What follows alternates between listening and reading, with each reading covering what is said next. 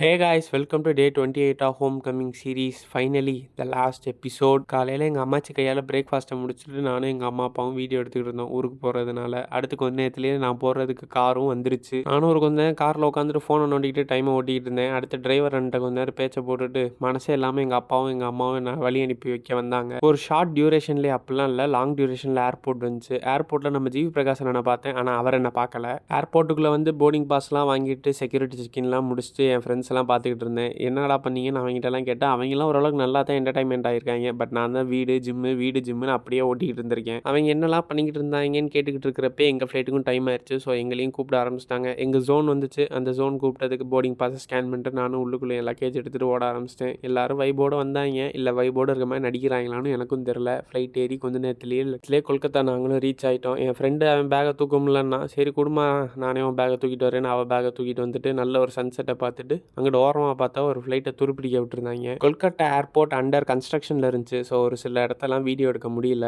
ஒரு 4.5 hours இருந்துச்சு. அந்த 4.5 hours சும்மா உட்காந்துட்டு ஃப்ளைட்டு ஏறுற வரைக்கும் எனக்கு பெருசாக எந்த ஒரு தாட்டும் இல்லை. பட் ஃப்ளைட் ஏறினதுக்கப்புறம் அடுத்த ஒரு 6 months நம்ம இந்தியாவில் இல்லை. நம்ம வீட்லேயும் நம்ம வச்சு எந்த ஒரு பிளானும் பண்ண மாட்டாங்க. எங்கள் அம்மாவுக்கு ஃப்ரெஷ்ஷாக போய் லஞ்சு கிடைக்காது. எங்கள் அம்மாச்சி நீ தூங்கிட்டு இருக்கப்போ எழுப்பி போய் காய்கறி வாங்கிட்டு வா, அது வாங்கிட்டு வான்னு சொல்ல மாட்டாங்க. எங்கள் அப்பாவும் பையன் வீட்டில் இருக்கான், அவனை வச்சு பிளான் பண்ணி போனால் அவருக்கும் எந்த ஒரு பிளானும் இருக்காது. இதெல்லாம் யோசிச்சுட்டு நானும் எப்படியோ கேன்த்தோ வந்து ரீச் ஆகிட்டேன். பட் ஓகே, அடுத்த ஒரு 6 months நம்ம இங்கே தான் நானும் மென்டலாக ப்ரிப்பேர் பண்ண ஆரம்பிச்சிட்டேன். ஓகே கைஸ், இதோட நானும் நாளை முடிச்சுக்கிறேன். பை.